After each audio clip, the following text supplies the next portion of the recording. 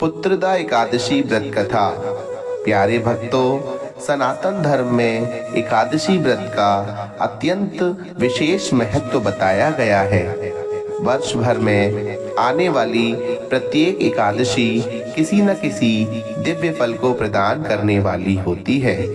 इन्हीं में से एक है पुत्रदा एकादशी, जो विशेष रूप से संतान सुख, परिवार की समृद्धि और पितृ ऋण से मुक्ति प्रदान करने वाली मानी जाती है।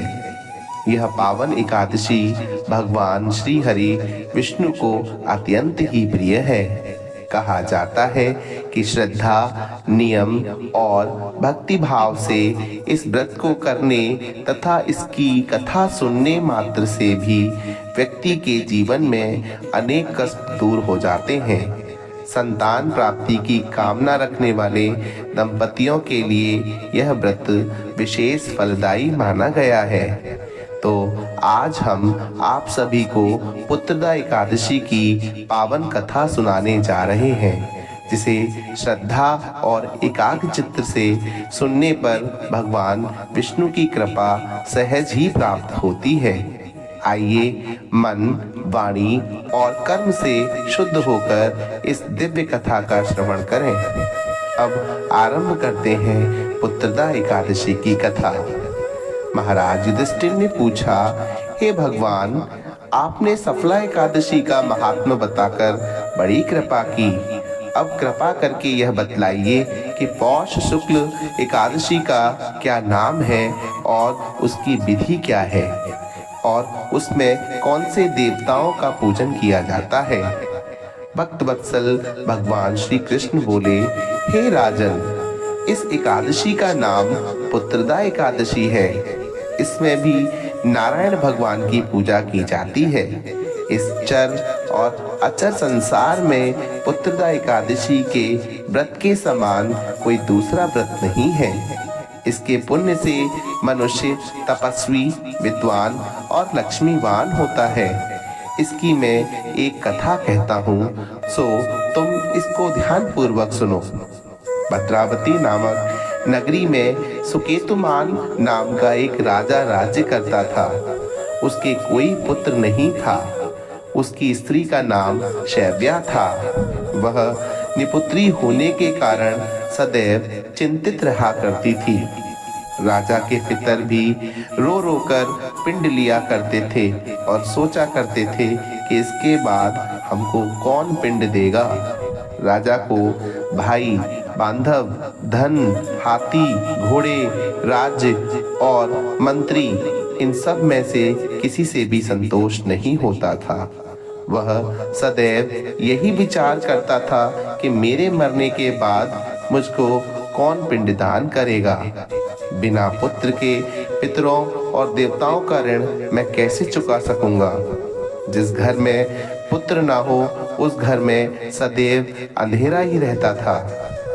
इसीलिए पुत्र उत्पत्ति के लिए प्रयत्न करना चाहिए। जिस मनुष्य ने पुत्र का मुख देखा है वह धन्य है। उसको इस लोक में यश और परलोक में शांति मिलती है, अर्थात उनके दोनों लोक सुधर जाते हैं। पूर्व जन्म के कर्म से ही इस जन्म में पुत्र, धन आदि प्राप्त होते हैं। राजा इसी प्रकार रात दिन चिंता में लगा रहता था।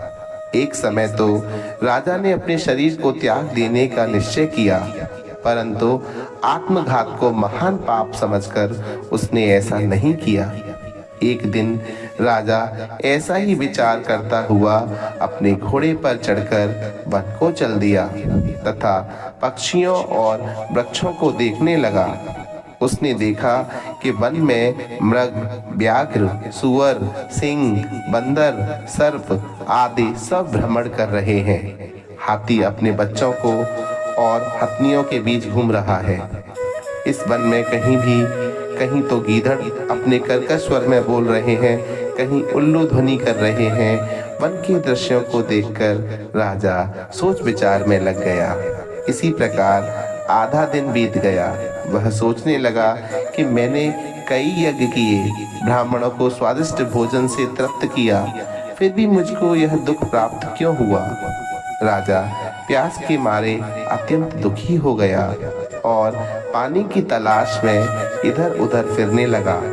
थोड़ी दूरी पर राजा ने एक सरोवर देखा। उस सरोवर में कमल खिले थे तथा सारस, हंस, मगरमच्छ आदि विहार कर रहे थे। उस सरोवर के चारों तरफ मुनियों के आश्रम बने हुए थे। उसी समय राजा के दाहिने अंग फड़कने लगे। राजा शुभ शकुन मानकर समझकर घोड़े से उतरकर मुनियों को दंडवत प्रणाम करने बैठ गया। राजा को देखकर मुनियों ने कहा, हे राजन, हम तुमसे अत्यंत ही प्रसन्न हैं। तुम्हारी क्या इच्छा है, सो कहिए। राजा ने पूछा, महाराज, आप कौन हैं और किस लिए यहाँ आए हैं? कृपा करके बताइए। मुनि कहने लगे कि हे राजन, आज संतान देने वाली पुत्रदा एकादशी है। हम लोग विश्वदेव हैं और इस सरोवर में स्नान करने के लिए आए हैं। यह सुनकर राजा कहने लगा कि महाराज, मेरे भी कोई संतान नहीं है। यदि आप मुझ पर प्रसन्न हैं तो एक पुत्र का वरदान दीजिए। मुनि बोले, हे राजन, आज पुत्रदा एकादशी है। आप अवश्य ही इसका व्रत करें। भगवान की कृपा से अवश्य ही आपके घर में पुत्र होगा। मुनि के वचनों को सुनकर राजा ने उसी दिन एकादशी का व्रत किया और द्वादशी को उसका पारण किया। इसके पश्चात मुनियों को प्रणाम करके महल में वापस आ गया। कुछ समय बीतने के बाद रानी ने गर्भ धारण किया और 9 महीने के पश्चात उनके एक पुत्र हुआ। वह राजकुमार अत्यंत शूरवीर, यशस्वी और प्रजापालक हुआ। श्री कृष्ण बोले, हे राजन, पुत्र की प्राप्ति के लिए पुत्रदा एकादशी का व्रत करना चाहिए। जो मनुष्य इस महात्म्य को पढ़ता या सुनता है, उसे अंत में स्वर्ग की प्राप्ति होती है। श्री कृष्ण बोले, हे राजन, पुत्र प्राप्ति के लिए पुत्रदा एकादशी का व्रत करना चाहिए। जो मनुष्य इस महात्म्य को पढ़ता या सुनता है, उसे अंत में स्वर्ग की प्राप्ति होती है। बोलिए श्री हरि विष्णु। ओम नमो भगवते वासुदेवाय। ओम नमो भगवते वासुदेवाय।